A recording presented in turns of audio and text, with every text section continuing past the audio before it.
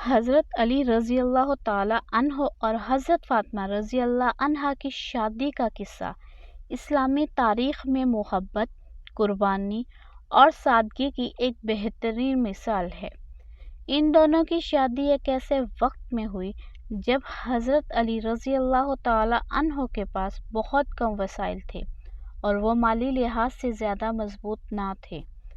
جب حضرت علی رضی اللہ تعالی عنہ نے حضرت فاطمہ رضی اللہ عنہا کے رشتے کے لیے درخواست کی تو نبی کریم صلی اللہ علیہ وآلہ وسلم نے ان کی خواہش کو قبول کیا، لیکن اس کے ساتھ ساتھ یہ بھی پوچھا کہ ان کے پاس حق مہر کے لیے کیا ہے۔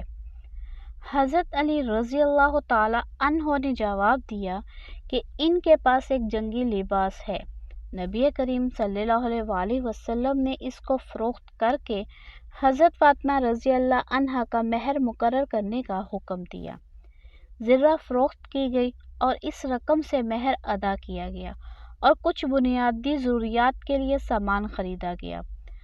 حضرت فاطمہ رضی اللہ عنہا اور حضرت علی رضی اللہ تعالی عنہ کی زندگی نہایت سادگی اور محبت سے گزری۔ حضرت فاطمہ رضی اللہ عنہا خود گھر کے کام کاج کرتی تھی، یہاں تک کہ چکی پیسنے سے ان کے ہاتھوں میں نشان پڑ جاتے تھے۔ حضرت علی رضی اللہ تعالی عنہ بھی محنت مزدوری کر کے اپنے گھر کی کفالت کرتے تھے۔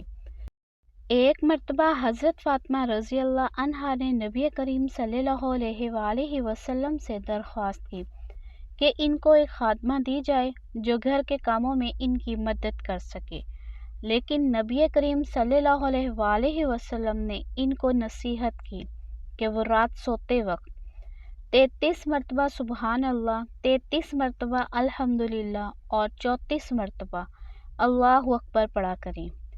اس سے ان کے دل کو سکون ملے گا اور وہ اپنے کام میں قوت محسوس کریں گے۔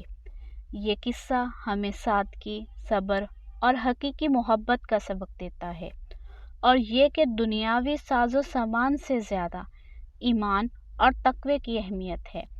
حضرت علی رضی اللہ تعالی عنہ اور حضرت فاطمہ رضی اللہ عنہا کا رشتہ ہر مسلمان کے لیے ایک مثال ہے کہ کس طرح محبت اور سادگی کے ساتھ زندگی گزاری جا سکتی ہے۔